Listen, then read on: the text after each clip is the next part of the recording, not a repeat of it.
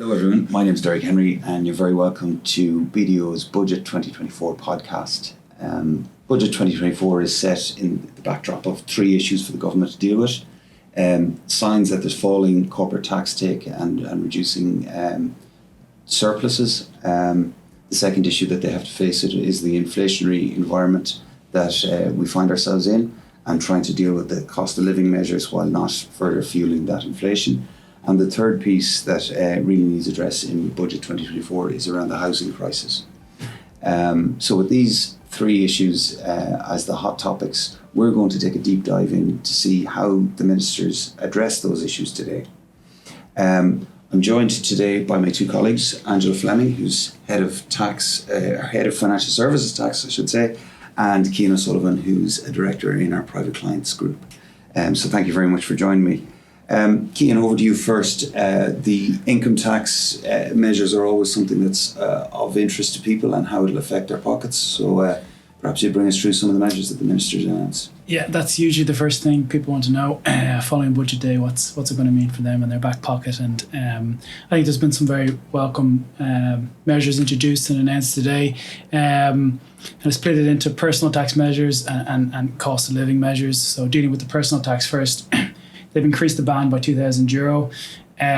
They have reduced the 4.5% USC rate down to 4%, and they've also tinkered around the edges of the rate bands for USC. They've also increased some of the personal tax credits. So what does this mean? So for someone earning €45,000, they will save just over €750 this or next year, and that saving caps out at around €900 for someone earning over €70,000. So pretty significant savings there. And I think Fine Gael's slogan all around this has been putting money back in people's pockets, and I think that's true to form there. People were very happy with this, but when you do put the inflationary context on it, and you look at the inflation that's been there the last couple of years, it erodes that benefit really. If you were to map out the tax savings that have been introduced from 2022 to date, that's around 5% when you take in these budget measures for someone that's on that €45,000 figure. Inflation in that period has been 8% last year. We're looking at 5% this year, so that's 13%. So you've a bit of way to go in terms of wage inflation to put yourself back in the position you were a couple of years ago. So definitely welcome, but it's not going to completely relieve the cost of living pinch that people are feeling, which probably brings in the cost of living measures that have also been introduced. These are one-off measures, some of which are very welcomed. There's the reduced rate of VAT on electricity and gas, so that works out at around €152 saving for 12 months. There's the energy credit that we had last year, slightly less this year, €450. It was €600 last year. There's been a range of welcome additional measures for those most at needs in the run-up to Christmas and in winter, which is welcomed. There's the rent tax credit. It's been increased from €500 to €750. So if we were to take that example of the person on 45,000, their tax saving would jump from €750 to around €1,000 ballpark with this year. And then we've also had some welcome extension to the temporary relief that was introduced for changes to the BIK measures on company cars that were introduced this year. So all very welcome. One of the other reliefs was on mortgage interest, which had been well flagged in advance of this budget. Minister McGrath announced that is going to take the form of comparing your 2022 and 2023 interest increase and giving you a measure of relief on that increase. So again, that's welcome and part of a suite of arrangements or measures that have been introduced targeted at the housing crisis, which I think Derek... Yeah. If I pick up on that point, there's probably some targeted measures that are being extended, I suppose would be the way I'd put it, in relation to addressing that housing crisis. So on a welcome side, we've seen the Help to Buy scheme extended. This was probably expected. It's been extended to 2025, but also it is being extended so that if you're a recipient of the local authority affordable purchase scheme, you can also avail of the Help to Buy. Heretofore you couldn't avail of both. On the landlord side, they've introduced a tax-free rate, I suppose. So again, for your personal tax clients, you'll see that the first 3,000 for 2024 is going to be effectively exempt from tax on that rental income. That's going to move to it's 3,000 this year, 4,000 in 2025, and then moving to 5,000 for 2026 and 2027. It is a temporary measure, and it's also dependent on the property being available for rent in that period. In an effort to increase the supply side, they've increased the vacant house tax. Currently, it's at 3%. 3 times the local property tax rate. They've increased that to 5 times, and again, that's a measure to try and encourage people to bring vacant properties back into use, and particularly residential use. They've also extended the chargeable period for the residential zoned land tax, and that's to deal with mapping issues that have arisen on the introduction of that. It's a little bit disappointing that they haven't done more on the supply side. We would have liked to see some measures around viability for home builders to try and make it more attractive for home builders to build houses and increase the supply. And we advocated for some tax measures to support that in a targeted way. We also, I suppose, and this might lead into your side of the house, Angela, we also asked for the funds industry review that has been ongoing to be accelerated so that we can look at attracting foreign investment into the residential, and again with a view to increasing supply. So there's been some changes, or there's been some measures in the budget in relation to that. Yeah, so I suppose last year in Minister Donoghue's speech, he announced a review of the fund sector, and that's a really wide-ranging review, right? So you've talked about housing measures, so it includes things like looking at the REIT regimes and the IRF regimes, but it also looks at the taxation of investment products, securitisation regimes. So a really, really wide-ranging review. There was a consultation already on that. Submissions have gone in. I think there was a hope that we might have seen some measures introduced in the budget, notwithstanding that the review is ongoing. But based on the comments made by the Minister today, it looks like he's holding off for that review to be completed in the summer of next year before he makes any decisions around any changes to tax law that are introduced. So we'll have to wait to see those. Maybe just sticking with financial services, I think one of the big things that we saw today was the bank levy. So, I mean, this is a levy that was introduced a number of years ago. It's got extended and extended each year. I think there was an anticipation probably would get extended again this year, but the tax take is going to be increased substantially. So this year, the tax take is expected to be 87 million, and for next year they're looking at 200 million to come in as bank levy. So that's a very large increase. And remember, we only have a small number of retail banks who actually have to pay this levy. So I expect that we'll see quite a reaction from the banks to that in the coming days. I think, broadly around, international tax, which has really dominated the agenda for changes in tax law over the last number of years. We're going to get Pillar 2 next week in the finance bill. I mean, we knew that, we were expecting that. So that's fine. We had expected, though, to or hoped at least to see a move towards a territoriality regime that had been flagged last year in Minister Donoghue's speech, that we would see that this year in conjunction with Pillar 2. But last month we got a roadmap on the introduction of that, and it's Finance Bill 2024 before we'll see that. But at least we're moving in the right direction there on that. But maybe to bring a bit of positivity to businesses from the budget today, the Minister did announce an increase in the R&D tax credit from 25% up to 30%. So that's a reasonably substantial increase. It's actually linked back to Pillar 2. So the idea behind it is that those very large businesses that are in scope of Pillar 2 and are going to be subject to the 15% rate, when you factor in this R&D tax credit, their kind of net impact of the credit will be the same. But it also means the other side of it is that for all of those businesses that aren't in scope of Pillar 2, they will get a real and substantial increase from this 5% increase in the tax credit this year. So that's very positive. Yeah, absolutely.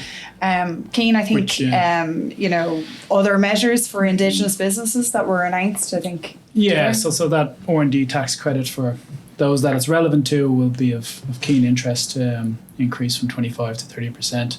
And you still have your 12.5% CT rate, which would be very attractive. Yep. There was a lot of announcements and a lot of activity around business measures. How much of an impact or how much of these are kind of minority sport-ish measures, we'll wait to see. But it was interesting in a number of changes that have been announced, but the impact they'll have, I'm not sure they'll be as strong. One was around the CGT entrepreneur relief. There's been a lot of talk around enhancing and revamping that and increasing the thresholds and the limits. It's 1 million at the moment. There was talk of it going up to 10 million a number of years ago. They've announced that they're going to carry out a review along with a number of other reviews they're going to do in 2024, following a cost-benefit analysis that they recently carried out. So we'll see if there's any changes down the tracks for that regime. Interestingly, they announced a new CGT relief for angel investors. So previously, a lot of angel or serial entrepreneurs have been shut out for CGT entrepreneur relief because they weren't working in the business. Hopefully, this new regime, when we see the wording of it in the finance bill, will open the scope for CGT relief for angel investors and create some activity in that space. We have seen from publication from the government that some of the measures and qualifying conditions appear they might be a bit restrictive, and certification processes need from Enterprise Ireland. So hopefully there's not too many barriers to allowing this relief to do what it's designed to do. But we'll see when the wording of that relief comes out in the finance bill. EII relief, there's been some changes announced around that to enhance it. This is probably in response to some changes that are coming down the tracks at an EU level. They're doubling the amount to 500,000, which is welcomed. Retirement relief, they've increased the kind of arbitrary 66-year-old age at which you have to transfer on your assets before a limit kicks in to 70, which is welcomed. It's effective from 1 January 2025, not 1 January 2024. Keep, there were some announcements around that.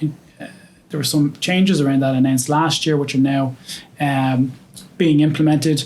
This has always had the great potential to have a great impact on retaining and incentivising key talent in Irish Indigenous firms, but the conditions were too restrictive, and it was thought that it wasn't able to do what it was designed to do. Whether these changes can increase the scope and uptake, time will tell. And then, interestingly, a review was announced around share-based remuneration. So it's often cited that we're lagging behind our international peers in this space, and for a country that is so heavily reliant on FDI, it is very hard for your SME to compete with the packages that are afforded by the large corporates.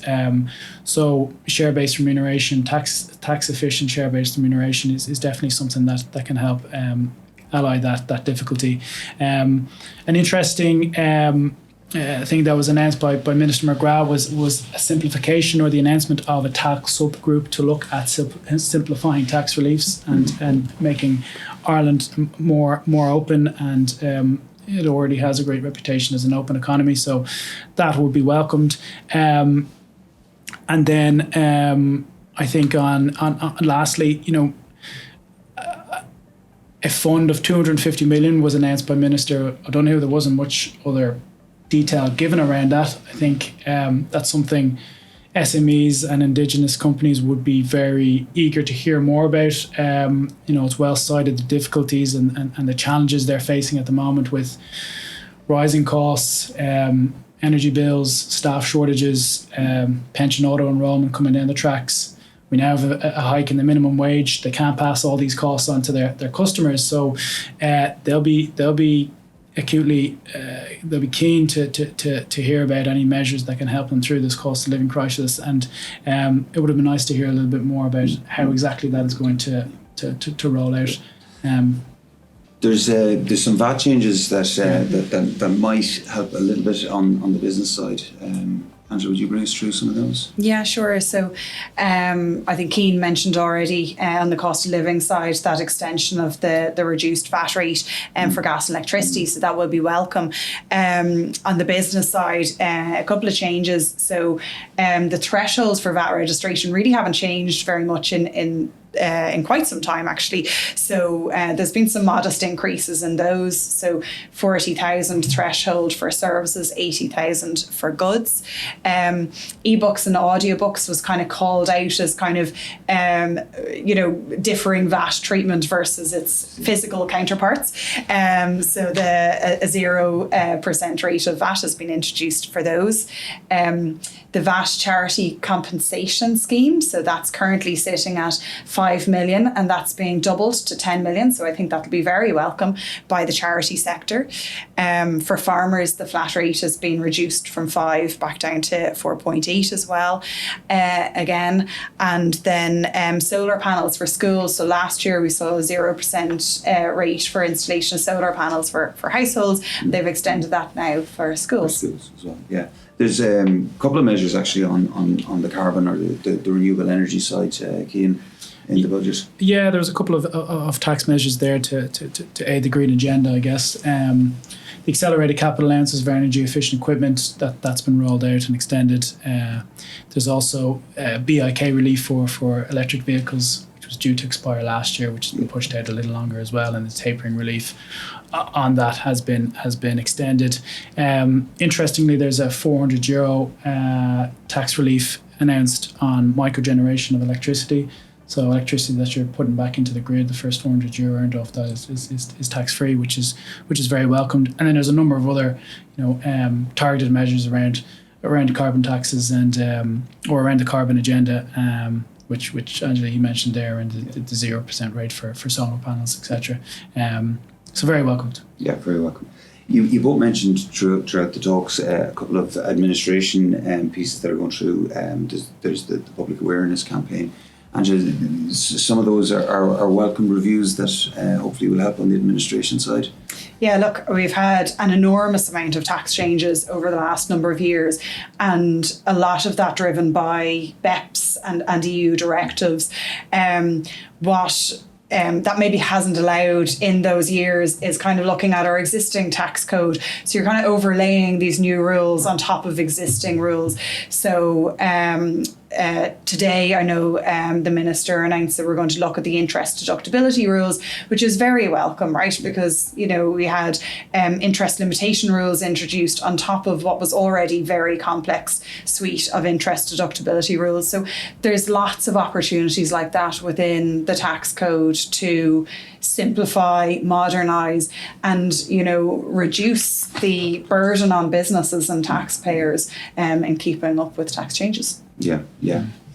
I suppose my view on the budget overall is that I think they've tried to bring as much measure and balance to the budget as possible.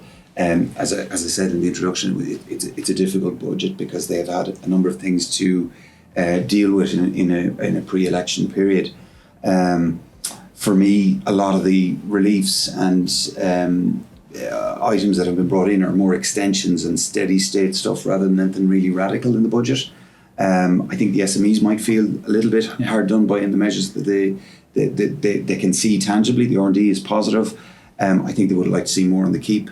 I think they'll be watching carefully to see what comes in Pascal's 250 million support package that he's announced, but we've no details on, so that'll be interesting. For me, one of the real positives of the budget is around the two funds that they've introduced. So they've introduced the Future Ireland Fund and the Infrastructure, Climate and Nature Fund. Both these are kind of future-proofing the future economy and the physical well-being of the country. The first one, the Future Ireland Fund, has been, the Minister was very clear to say that it's not a rainy day fund. It's about funding our future expenditure and making sure that we've got stability in our future finances. And then the second one, the Infrastructure and Climate Nature Fund, he talked about it being counter-cyclical. So for me, that's kind of the one that probably can be used to deal with the ups and downs of the economy. But it's an example of kind of long-term strategic thinking from the politicians, which in fairness they don't get a lot of credit for. They can be accused of being quite short-term in their thinking and just looking over the shoulder for the next election. So I think that's very positive. And I think, as I said, it was a difficult budget to try and deal with the cost of living measures without further fueling inflation. I suppose I'll put it to both you guys as a wrap up. Is there any opportunities missed in today's budget? Could the ministers have done more? Yeah, look, I think we've spoke already. There's a lot of reviews ongoing. There's definitely some some measures that could be introduced now rather than waiting for all these reviews to be wrapped up. So, the territoriality regime is a good example. Interest deductibility rules probably could have looked at a couple of years ago. So yeah, look, I think there's lots of opportunities to tidy up the tax code, modernise it, make sure Ireland remains competitive, and we need to get on and introduce some of those. Absolutely. Good stuff, Cian. Yeah, like a lot of welcome measures in there, especially on the personal tax side. We're a very open economy. We have very high rates of income tax. It's a very progressive system, but we also need that to be competitive and attract the people from abroad and even attract people back home that have moved abroad. And that's often a barrier. So any changes around the income tax code are very welcomed. Opportunities missed, there's probably a few there that I would have liked to have seen come in, or even efforts to bring them in some shape or form. The first maybe on the CAT thresholds, we haven't changed them since 2019. Yeah. There's been quite a bit of inflation since that time, and could that help unlock some wealth with the first generation and maybe free up some capital for that squeezed middle that are really feeling the pinch with the cost of living. The second there's a lot of talk around the USC and tinkering the USC and reforming that. There is the 3% surcharge for the self-employed. They pay 55% on income over 100,000. There's been no measures to reduce that, which would have been welcomed. And then lastly, around capital taxes, it's often argued whether that's a cost or it's an opportunity to stimulate growth. And if you take the latter approach, and there was a reduction in the rate, and I think there would be good argument there that would unlock a lot of transactions and capital that's tied up and that people are sitting on, waiting for an opportunity to sell with a more effective tax rate potentially. But they're three things that I think possibly could have been introduced, addressed in some shape. I'll take this opportunity to thank you both for your contribution today. I'd like to thank our listeners for listening and your attention. If you want any further information or would like to reach out and have any comments for us, we'd love to hear from you, and details of how to do that will follow. But for now, thank you very much, and I hope you've enjoyed our deep dive into Budget 2024. Thank you.